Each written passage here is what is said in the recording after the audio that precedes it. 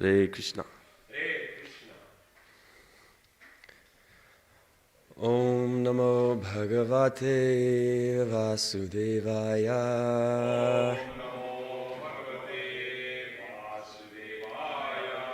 Om Namo Bhagavate Vasudevaya.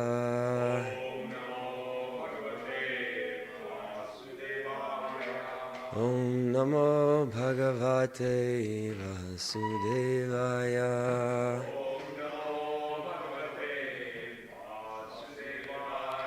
Narayanam Namaskritya Naram Chaiva Narottamam Daivim Saraswatim Vyasam Tato Jayam Mudirayet Nashta Prayeshva Bhadreshu Nityam Bhagavata Sevaya Bhagavati Utamashloke Bhaktir Bhavati Naistaki Krishnaya Vasudevaya Devaki Nandanaya Cha Nanda Gopa Kumaraya Govindaya Namo Namah. Okay, so today we're reading from the 4th canto of Srimad Bhagavatam, the 22nd chapter, entitled Prithu Maharaj's Meeting with the Kumaras. Today's verse is text 15. Please repeat after me. Tad aham krita vishrambha Suhrido vastapasvinam Sampriche bhava etasmin Kshema kenagyana agyasa bhavit Tadaham krita vishrambha Suhrido vastapasvinam Sampriche bhava etasmin Kshema kenagyasa bhavit Tadaham krita vishrambha Suhrido vastapasvinam Sampriche bhava etasmin Kshema kenagyasa bhavit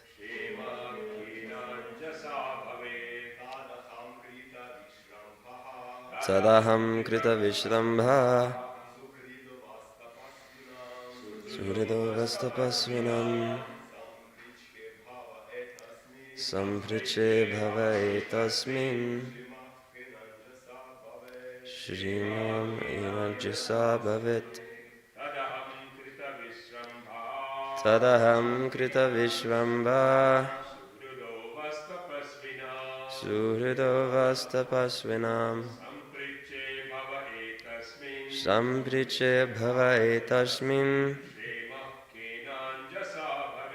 Kshema kenanjasa bhavit Tadaham vita vishrambha Surido vastapasvinam Sampriche bhava etasmin Kshema kenanjasa bhavit. Okay, word for word translation. Tat, therefore, aham, I, krita, vishrambha, being completely assured, suhridaha, friend, vaha, our, tapasvinam, suffering material pangs, sampriche, wish to inquire, bhave, in this material world, etasmin, this, kshemaha, ultimate reality, kena, by which means, anjasa, without delay, bhavit, can be achieved. Translation and purport by His Divine Grace, Srila A.C. Bhaktivedanta Swami, Srila Prabhupada Ki Jai. Translation. I am completely assured, please repeat after me, I am completely assured that personalities like you are the only friends for persons who are blazing in the fire of material existence. I therefore ask you how in this material world we can very soon achieve the ultimate goal of life. Purport. When saintly persons go from door to door to see those who are too much materially engaged, it is to be understood that they do not go to ask anything for their personal benefit. It is a fact that saintly persons go to materialists just to give real information of the auspicious. Maharaj Prithu was assured of this fact. Therefore, instead of wasting time by asking the Kumaras about their welfare, he preferred to inquire from them whether he could soon be relieved from the dangerous position of materialistic existence. This was not, however, a question personally for Prithu Maharaj. It was raised to teach the common man that whenever one meets a great saintly person, one should immediately surrender unto him and inquire about relief from the material pains of existence. Therefore, Srila Narottam Das Thakur says, Sangsara Vishanale Diva Nishi Hiyajvale Judaite Na Kainu Upaya. We are always suffering from material pangs and our hearts are burning, but we cannot find any way out of it. The materialistic person can also be called a tapasvi, which means someone who is always suffering from material pains. One can get rid of all of these material pains only when he takes shelter of the chanting of the Hare Krishna mantra. This is also explained by Narottam Das Thakur, Golo Kera Premadhana, Harinama Sankirtan, Rati Na Janmila Kene Taya. Narottam Das Thakur regretted that he did not pursue his attraction for the transcendental vibration of the Hare Krishna mantra. The conclusion is that all persons in this material world are suffering from material pains, and if one wants to get rid of them, he must associate with saintly persons, pure devotees of the Lord, and chant the Maha Mantra, Hare Krishna, Krishna Krishna, Hare Hare, Hare Rama, Rama Rama, Hare Hare. That is the only auspicious way for materialistic persons. Jai. Om Jnanatimirandasya Jnananjana Shalakaya Chakshurun Militam Yena Tasmai Shri Gurave Namaha Shri Chaitanya Manobishtam Stapitam Yena Bhutale Swayam Rupa Kadama Hyam Dadati Swapadantikam Vande Aham Shri Guru Shri Utapada Kamalam Shri Gurun Vaishnavamscha Shri Rupam Sagrajatam Sahagana Raghunathan Vitam Tam Sajivam Sadvaitam Savadhutam Parijana Sahitam Krishna Chaitanya Devam Shri Radha Krishna Padan Sahagana Lalita Shri Vishakhan Vitamscha He Krishna Karuna Sindho Dina Bandho Jagatpate Gopesha Gopika Kanta Radha Kanta Namostute Tapta Kanchana Gaurangi Radhe Vrindavaneshwari Vrishabhanu Sute Devi Pranamami Hari Priye Vancha Kalpa Tarubhyascha Kripa Sindhubhya Evacha Patitanam Pavanebhyo Vaishnavebhyo Namo Namaha Jai Shri Krishna Chaitanya Prabhu Nityananda Shri Advaita Gadadhar Srivasadi Gaur Bhakta Vrinda Hare Krishna, Krishna Krishna, Hare Hare, Hare Rama, Rama Rama, Hare Hare. Namo Om Vishnu Padaya Krishna Prashtaya Bhutale Shrimate Bhakti Vedanta Swami Niti Namine Namaste Saraswati Devi Gauravani Pracharine Nirvishesha Shunyavadi Paschatya Deshatarine Namo Om Vishnu Padaya Krishna Prashtaya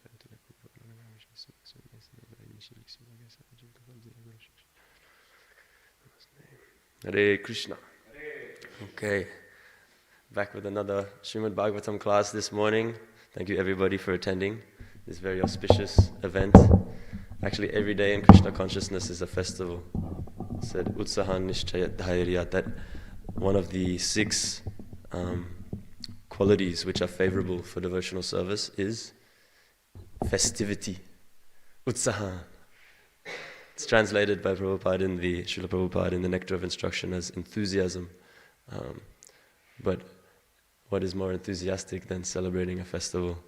And every day in Krishna consciousness is a festival. Soon we have the Julan Yatra coming up, which is the beginning of many, many, many festivals. I think after that is Balaram Jayanti, Janmashtami, Radhashtami, and then we come to Kartik Mas, of course. It's always a bit anxiety-inducing actually when we have so many festivals right in the middle of the uni semester. You come to assessment week, and it's time to start singing and dancing like crazy in the temple. But every day is a festival in Krishna consciousness. And this morning, as Prabhupada said in the purport, it is a fact that saintly persons go to materialists just to give real information of the auspicious. What is the auspicious? He kind of leaves it hanging there. He doesn't really explain specifically what is that auspicious. The auspicious. Of course, every purport Srila Prabhupada hammers that essence of all the Vedas. Sarvasya chaham hridi sannivishto matasmritir jnanam apohanam cha vedaischa sarvaira hameva vedyo vedanta krit veda vedeva chaham. That the conclusion of the Vedas is Sri Krishna. To love Sri Krishna, to have a loving relationship with Sri Sri Radha Gopinath, to become Radha Gopinath conscious. And so what is this auspiciousness, right? There is, we chant every morning when we recite the 10 offenses against the holy name. I can't remember which one it is, but to consider the chanting of the holy name of the Lord an auspicious ritualistic activity offered in the Vedas, fruitive activities or karma kanda, sacrifices. So to consider the holy name auspicious is actually an offense against the holy name. So it's interesting. I think there's kind of like 2 kinds of auspiciousness. There's one which is defined by Srila Rupa Goswami in the Bhakti Rasamrita Sindhu, which is that which takes one out of this material world. That which is anything actually which is related to Krishna is auspicious. So not just the holy name, but Krishna's devotees who have seated here today, or devotional service like making flower garlands, which is offered to Krishna. This is auspicious activity. Just living, it's crazy to think just living in North Sydney is auspicious, because Sri Sri Radha Gopinath are here. You're neighbors of Sri Sri Radha Gopinath. Not just living in North Sydney, but living in Sydney. You're living in the city of Sri Sri Radha Gopinath, I was going for a run recently. This is a bit embarrassing, but I was, sometimes when I go for runs, I'm trying to think like, how can I make this spiritual activity? It feels very bodily conscious to to exercise, although we have to do it to keep our bodies, functional so that we can do service. But even that, sometimes it's not enough for me to feel like what I'm doing is spiritual. So I try to sometimes just like run in a circle around the temple, whether it's just 1 block or, a big circle. So the other day I was running, I went outside the temple and I went around and I came down all the way to like Cremorne, Neutral Bay, Cremorne area. And then I was just trying to go clockwise. So I went down to, what's that suburb? I don't even know. Down around towards North Sydney again to Milson's Point and came back up here. And I was trying to just the whole time I was running, just meditate on the fact that in the middle of this circuit is Sri Sri Radha Gopinath's temple, right? This is one big circumambulation.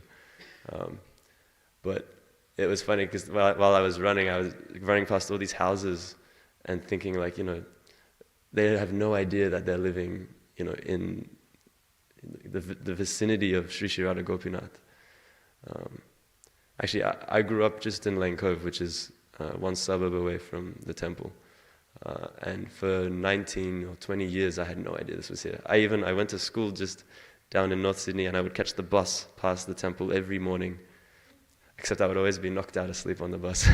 So I guess that's why I never saw the temple. But yeah, every day coming past the temple, I had no idea, this pocket of, it's like a hidden treasure chest, We don't even realize. If one person who walked past on the street just poked their head inside, they would receive so much auspiciousness in their life.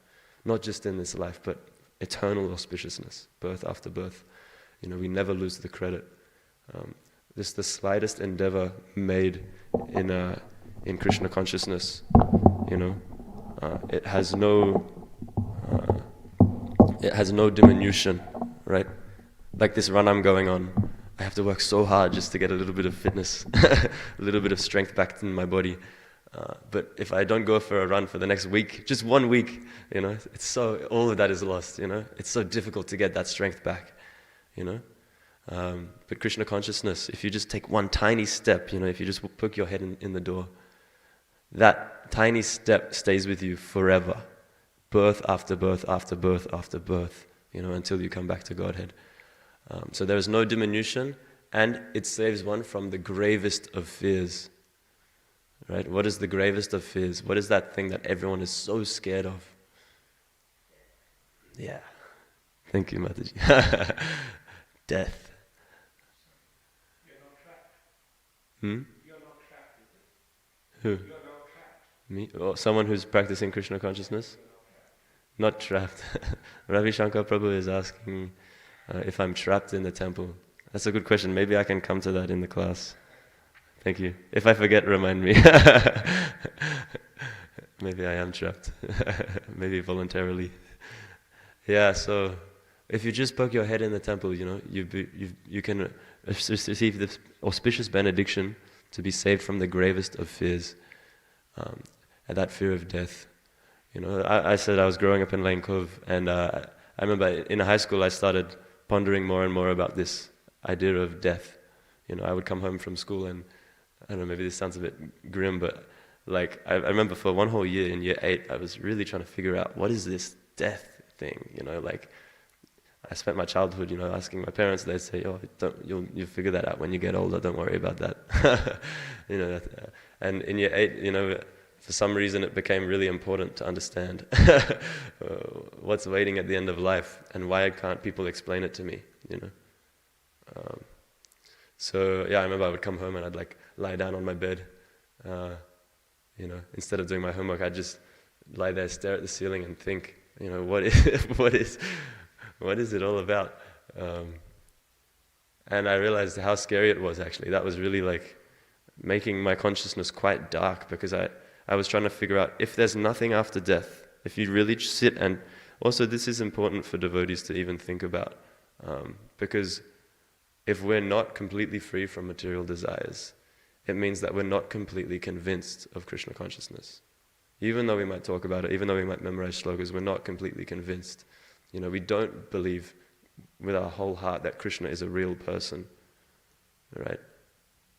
We don't believe when we look at the altar that we're seeing himself, Krishna himself, Sri Sri Radha Gopinath, Srimati Radharani is literally sitting right next to you right now. How would you be behaving if you really believed that? So that means that there is still this sense that actually maybe I can just enjoy in this life and not, and get away with it, Maybe there's a chance that all of this is just made up, and at the end of my life, Krishna won't be there waiting, saying, you remember that thing you did? So that's why we still have these material attachments, because we're not convinced. So we need to think about it. Like, what is it actually? I remember, because I had convinced myself that I was an atheist, right? And I had a couple of friends in primary school who told me, like, "Oh, what, you believe in God? I'm an atheist." And I was like, "Whoa, what's an atheist? That sounds cool." So for the next, 18 years, I was an atheist. And I was trying to figure out, what does it mean to be nothing, right? To die, and for this existence to completely cease. Like, you can't even conceive of that, because as soon as you think of nothing, it's a thing which you've thought of, right? So it's now a thing, it's not nothing anymore. So I was battling with that thought for like all of year 8 trying to figure it out, and it was causing a lot of anxiety, a lot of depression, a lot of fear. And this is that fear. Everything we do, all of material activity. Srila Prabhupada once he pointed at a great big skyline, walking with his disciples, and he said, all of this is sex life, right? It's hard to think about that it's like the root cause of everything we do, actually. I think it's the one thing that Srila Prabhupada justified that what's his name? Freud. What's his name? Freud. I forgot his first name. But Freud, the famous psychologist, right? Who's supposed to have started the modern Western psychology, the founder of psychology, modern Western psychology. Everything he said is very atheistic, but the one thing that Srila Prabhupada agreed on was that sex life is the driving force of the materialist. Everything that the materialist does is driven by this root cause of sex life. But in the same sense, this sex life is also a desire to continue to exist, right? To reproduce. Every living entity is defined by the fact that it comes into existence, it grows, it sustains its existence for some time, it reproduces, and then it dwindles and passes away. Every living entity in the material world is characterized by that. So this desire to recreate is actually, it's kind of paired with this desire, this fear of death, because we can see that this body is decaying. So the only option we have is to invest everything we have in our children, even our own identities in our children, and hope that they might do the same for their children and their children and their children, and then a little fragment of me, which is just tied to this material body, these genetics, that will live on forever. So that's our anxiety, that's our fear. And what did we say? That the tiniest step in Krishna consciousness can save one from this great fear. So that is the connection that this Krishna consciousness pulls us out of the wheel of birth and death, right? The samsara, the constant, endless cycle of suffering, seeking pleasure and only getting so much, Srila Narottam Das Thakur says, Sangsara vishanale, divanishi hiyajvale, judaite na kainu upaya. We are always suffering from material pangs, and our hearts are burning, but we cannot find any way out of it. Right? Sri Chaitanya Mahaprabhu gives the example, Kabu naruke duboy, kabu swarge utai, danja jane, raja jena nadi te chuboy. That sometimes in this material world, this existence in the material world is like a prisoner who has been captured by the agents of the king, and is being punished so severely, his head is being dunked into the river. And just when he's about to die, when the bubbles stop coming, they pull his head out and he gasps for a few gasps of air, and then immediately they dunk him back in. And like that, the living beings in this material world, we're convinced that we're going to achieve some happiness, but that happiness is just a small, a quick gasp of air, a quick cessation, a very temporary cessation of the constant suffering that we're actually having to undergo to achieve that happiness. Urmila Devidasi very succinctly explains that there are 4 defaults to material happiness, or you could say 4 kinds of suffering. The first is, or having material desires. The first is when you want something, but you don't have it. Naturally there is suffering, there is a sense of lack. But the second is, you've wanted something, and now you've got it. So you should be happy, right? But the second kind of suffering is the realization that that thing that I wanted, which now I have, it wasn't what I expected. It didn't live up to my expectations. It was a disappointment. So it's the second kind of suffering. The third is, I wanted something, I got it, and it was what I expected, right? It lived up to my expectations. Except that the realization that it is temporary, that it's I'm forced to separate from it, even though I got it and it was what I expected. I can't keep it. So that's the third kind of suffering. Hare Krishna. And the fourth kind of suffering is, so even though we wanted something and we finally achieved it, not only did we achieve it, but it was what we expected. It lived up to our expectations. Not only did it live up to our expectations, but we were able to hold on to it, at least for this short span of life. The fourth suffering is the anxiety of holding on to it, right? Of trying to maintain it, making sure other people don't take it away from us. So even when we get the thing that we wanted, when it lived up to our expectations, and we can hold on to it, no one's going to take it away from us, still there is anxiety. So this material world is full of suffering and anxiety. It sounds kind of grim, nihilistic or depressing to say, but this is the beginning of spiritual inquiry. To have that, period in year 8 where you're in anxiety or depression, trying to figure out what is death, what is life, or whenever it happens for whoever it happens in whatever way. When we come to that smack in the face realization, or they pull us out of the water for a second and you just realize, what am I doing? There has to be more than this. That is the beginning of inquiry. And Srila Prabhupada says here that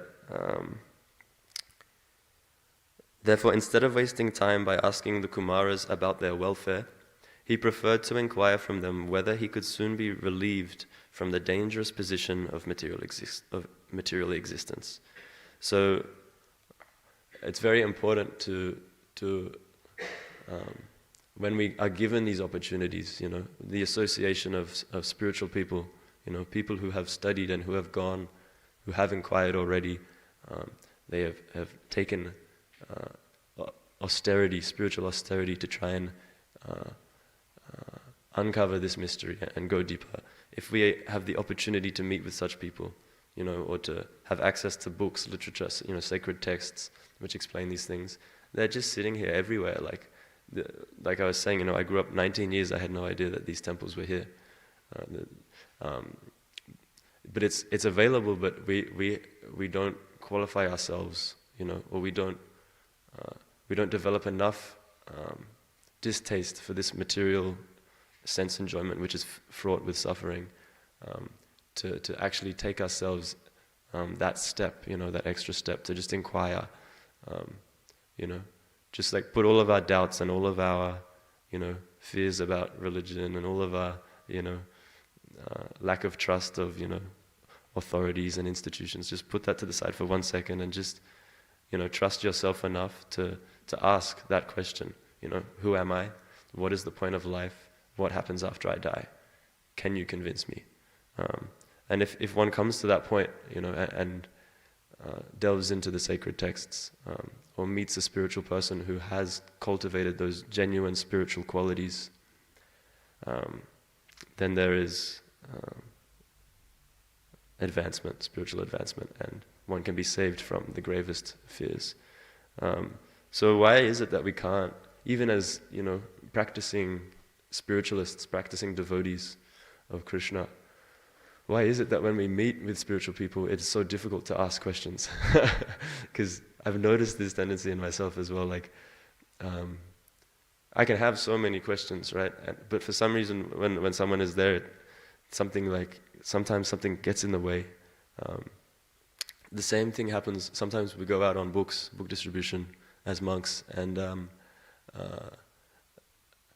there's this moment on a day of book distribution, trying to connect with people on the streets, see if anyone is, open to, having a conversation about spiritual knowledge. And you get a lot of, get out of here, get a job, do something useful. Or, people might even just look at you like, there's something wrong with you.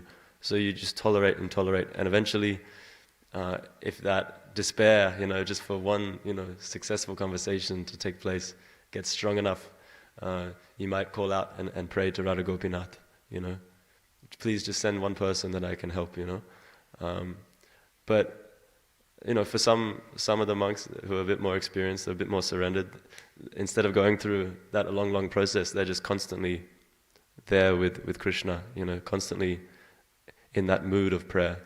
But I realized in myself there is this tendency to put off that, turning towards Krishna, asking for help. It's the same thing. We're not willing to ask a spiritual person something useful, something which will increase our attachment to Krishna, or reveal some gaps in our understanding of the philosophy. The unwillingness to ask those questions, the unwillingness to turn to Krishna and pray, surrender, like that. I've heard that it comes from two specific reasons. The first is laziness, which can just come about from like lethargy. Lethargy actually comes about from like endeavoring by our own independence, to achieve something for ourselves. You've experienced that. It's just exhausting, right? Like all day you're working so hard to get some money or something, and it's exhausting. But I don't know, maybe you've also experienced that when you just do something tiny, very, very small for someone else, how energizing that is. If you just give something small for someone else, how much energy comes. So actually you see these spiritual stalwarts who have been practicing for so many years, when everything they've managed to dovetail everything that they do, every single thought and action, to service to the Supreme. Some of them, they sleep like 3 hours a night, and they're constantly engaged in activities, spiritual activities. This is not ordinary. Like a normal materialist can't come to that platform without seriously burning themselves out. So the first is laziness, and the second is pride. We have this sense that I can do this on my own. I'll prove to Krishna that I can do this without his help, or I'll prove to everyone else that I am I'm a real devotee. I'm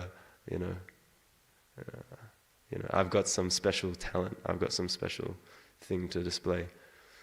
So this pride and this laziness are what keep us back from inquiring, or from, whether it's from the spiritual master or from Krishna. But when we inquire, whether it's after a long period of a struggle, or just by immediate surrender, when we inquire, the miraculous thing is that the Supreme Lord and His representative are so merciful that they always reciprocate in ways which we can't even conceive. Like the reciprocation of the Supreme Lord, He is Rasa Raj, right? He is the Lord of all mellows, right? Every relationship we have with every living being has its own unique flavor, right? But we can make so many offenses to so many people because we don't understand their heart, right? I don't know if you guys ever experienced that, like, someone comes and they say one thing and you interpret it the wrong way. Or you buy some gift for someone thinking that they love it, but actually it's not really their thing. We struggle. We have Asat, Achit, Nirananda. We have limited knowledge, right? Krishna is all conscious, He is the proprietor of everything. He's the witness in everyone's heart. Just by His glance, the entire material creation comes into existence. Just by His glance. And that glance is in our heart, which creates life.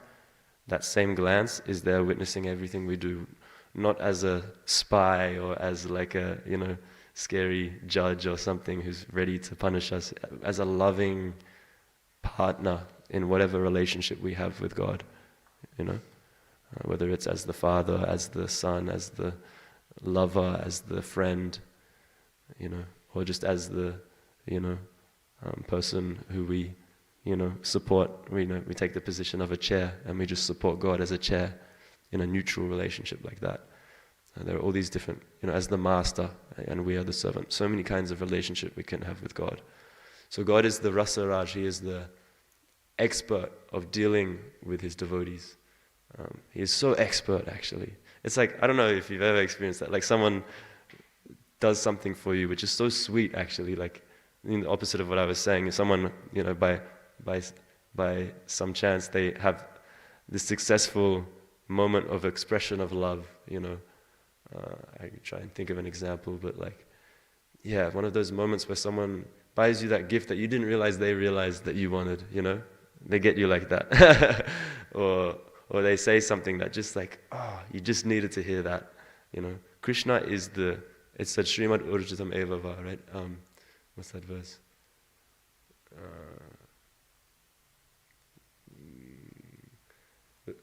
Yad yad vibhuti matsatvam shrimad urjitam eva va tam tam eva vagachatvam mama tejam shasambhavaha. That every opulence, every good quality, right? Opulence being like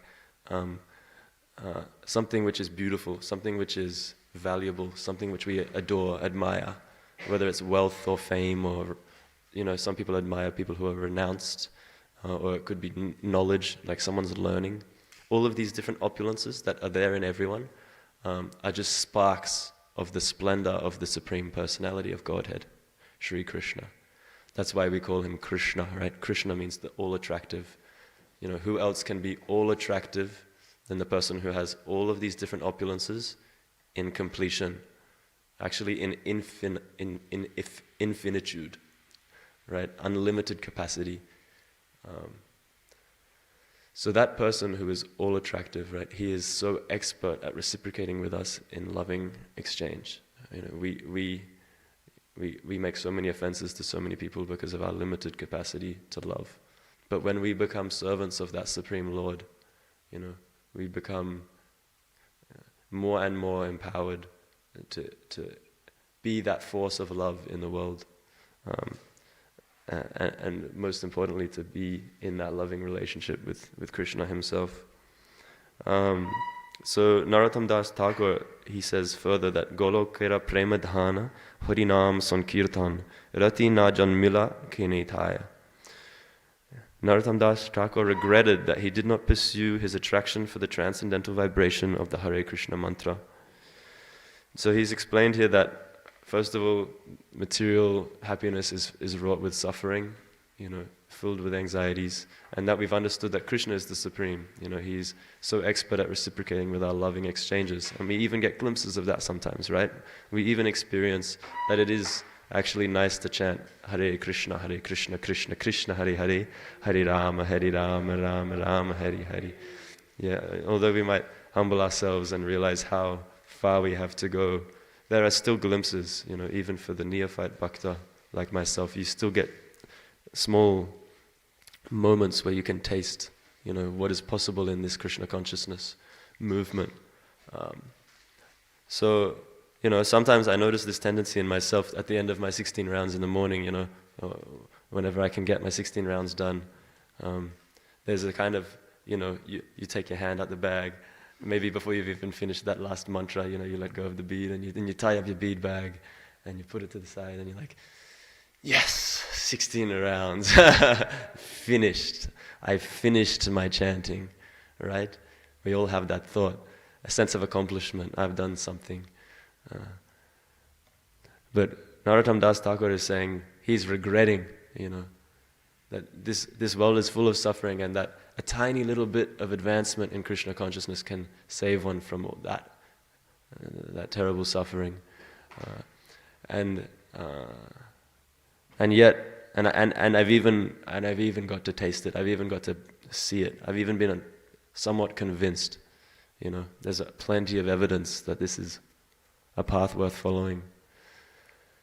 And yet, when I finish my 16 rounds, I put it down and I go and do whatever else I do for the rest of the day, It's just like, we should feel, I think Indra Prabhu, I haven't heard him preach so much, but I have heard one quote of his. He says that we should chant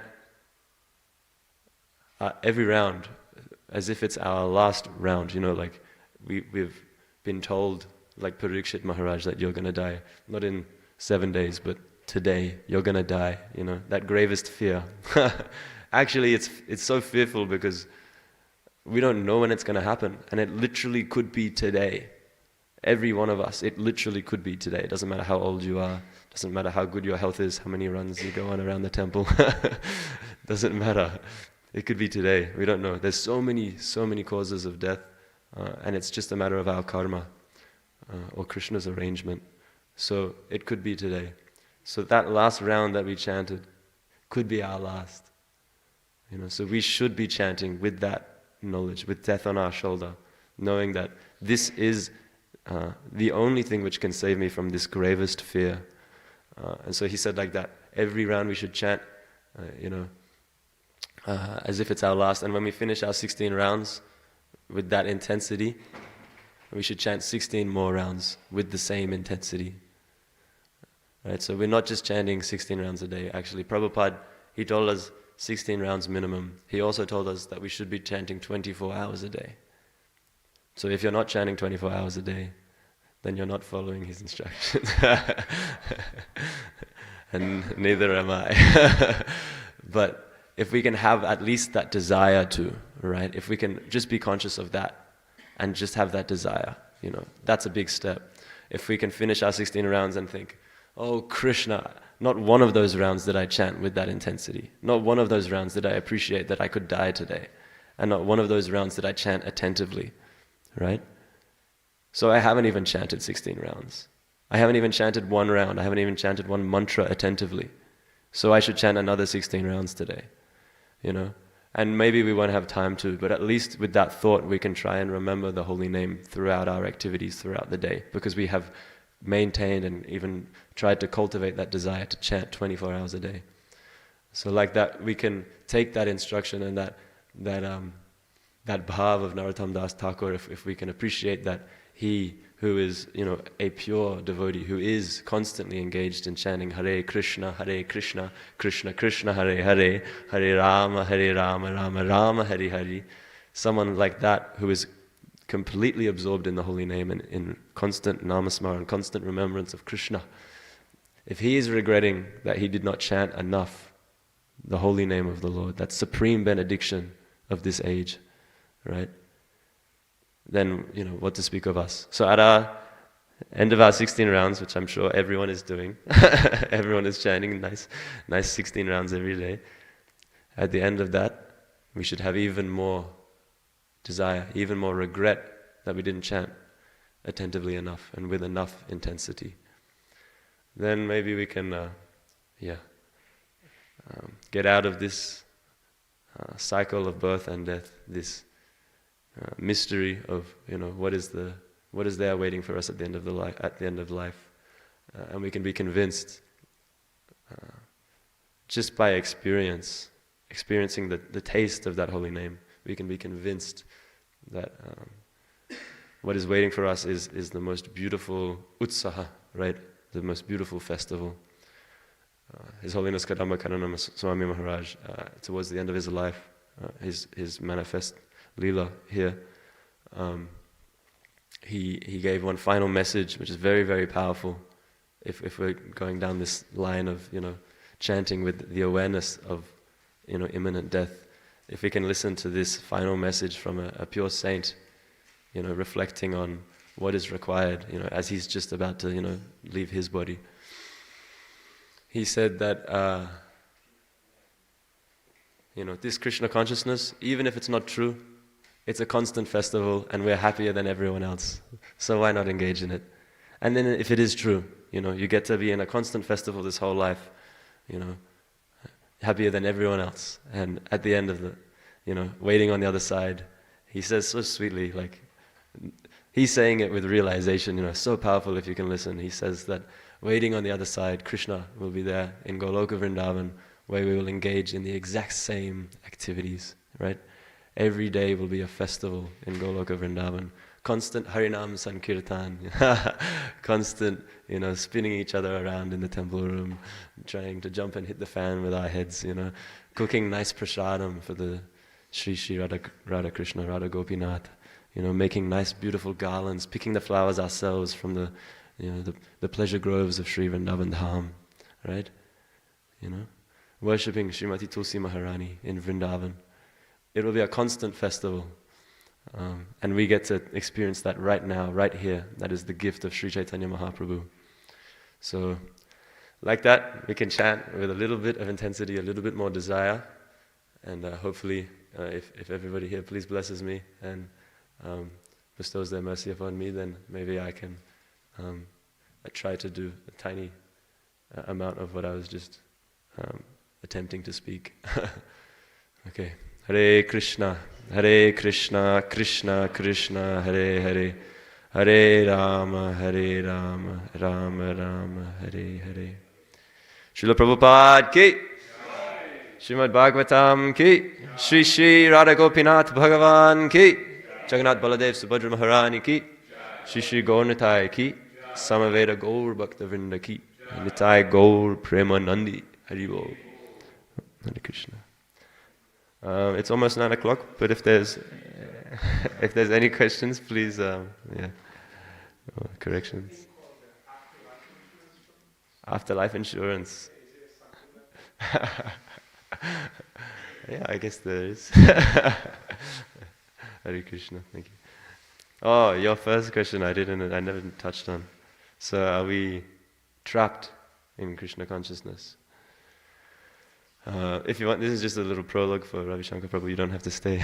You don't have to listen to me anymore now. Go take prasadam. But trapped in Krishna consciousness.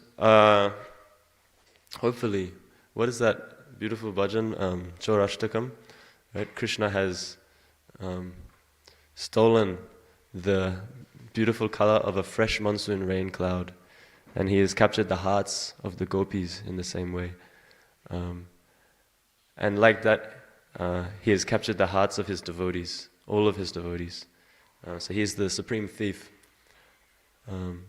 So with that understanding, I can't remember, maybe it's Govinda Prabhu, I'm not sure who wrote that bhajan, but they end up saying that to punish Lord Krishna, they will capture him and tie him up and bind him and keep them in the storehouse of their heart, which is a very dark place due to all of their material desires, right? And all of their anarthas. And they will keep Krishna imprisoned in their heart as a punishment for capturing them, taking everything from them, you know. So, some Vaishnava Samacharyas pray with that mood, you know. I'm not sure. But for us, you know, like Krishna says in Bhagavad Gita that the regulative principles that we follow, like no meat eating, no intoxication, no gambling, and no illicit sex. For a normal Westerner, you know, it's like, you know, for my family even, they feel so sorry for me, you know, if I go and see them for a family dinner. You know, still after 4 years, they'll offer me, "You sure you don't want a glass of wine with your, you know, with the steak that, you know, you're not taking, obviously. You know, are you sure you're happy?" You know, like my mom used to, even as a high school kid, my mom would always, you know, eagerly ask me, "So have you got a girlfriend yet? You know, like have you?" So they feel very sorry for someone who is not enjoying meat eating, intoxication, gambling, and illicit sex. So maybe we are trapped, you know, maybe we are. But Krishna says in Bhagavad Gita that these regulative principles are regulative principles of freedom. Actually, by controlling our senses, we free our mind. Everyone is being dragged like here and there by their ears. They hear something nice and they get pulled, or they see a beautiful, you know, person and they get pulled, or their stomach starts growling, or something goes wrong and they get pulled. You know, they get dragged. They are bound by their senses. But a Krishna conscious person is free. Only a Krishna conscious person is really free. You know, even a jnani, someone who's seeking liberation, is bound by that desire. But a Krishna conscious person is, maybe they are bound by their attachment to Krishna. But because Krishna is, as Prabhupada said in the Prabhupada, the auspicious, right? He is all auspicious. We become situated, re-established in our original constitutional position of service, and by so being, we are free from the material suffering, and we are established in pure transcendental experience. And it's so sweet to think that, you know, like, we're supposed to be servants of Krishna, but if we just have any little desire that comes in our heart, you know, Krishna will fulfill it, which is so inconceivable. Like, it might not be immediate, and we might not even specifically request it of the Lord, but just because it's there, Krishna knows. And when he arranges it, oh my gosh, that's like nothing sweeter than when you realize that actually this was Krishna. Whoa, he just gave me that thing which I didn't even ask him for that, you know? He's so expert. And so I would say we're not trapped. I would say we are the only people who are actually free. Um, maybe I'm crazy. But what to do? Just on the last point you mentioned, Prabhu, and one of the lectures, Naveen Prabhu, he was actually saying that he was very fond of surfing, and then that was before his Krishna conscious life. So when he came to Krishna consciousness, after a few years, he was made the temple president, I think in Seychelles or Mauritius somewhere. And then he was saying that he didn't have that desire, but he was given an opportunity in one of the best beaches in the world, and surfing was there. And he was just contemplating, oh my God, I'm actually stuck here now. And guess what? So as you rightly said, if you have a desire, Krishna will actually give you at some point of time, no matter which body, which consciousness you are, Yeah. he'll still present you in your. Yeah. So I think that beautiful example. Yeah, very nice example. Ravi Shankar Prabhu just shared the little story about Navina Narad Prabhu, who before becoming a devotee, he was doing lots of service, and then this desire which he didn't even express, or might not even realize he had, or might not have even had like that, but so soon he became temple president, got given this position, this opportunity in somewhere in America, is it? It's Mauritius. Mauritius, I think. Yeah, right by the beach, and he was just reflecting on how that was so kind, so beautiful that Krishna arranged. So nice. Yeah, maybe the devotees listening have their own stories they can reflect on. Yeah, it's nice. I think it's really important to be aware of these things. If we're not constantly looking for those ways that Krishna is reciprocating with us, then imagine someone makes this really beautiful gift, and they put so much effort, they decorate it nicely, and they spend hours, and they're constantly thinking like, is this good enough? Is this what they want? And then they give it to us, they leave it somewhere, for us to see, and we just completely ignore it. It'd be such a shame to do that. So we should always be looking for those reciprocations with Krishna. Okay, Hare Krishna. Thank you. Please forgive any of my offenses. Hare Krishna.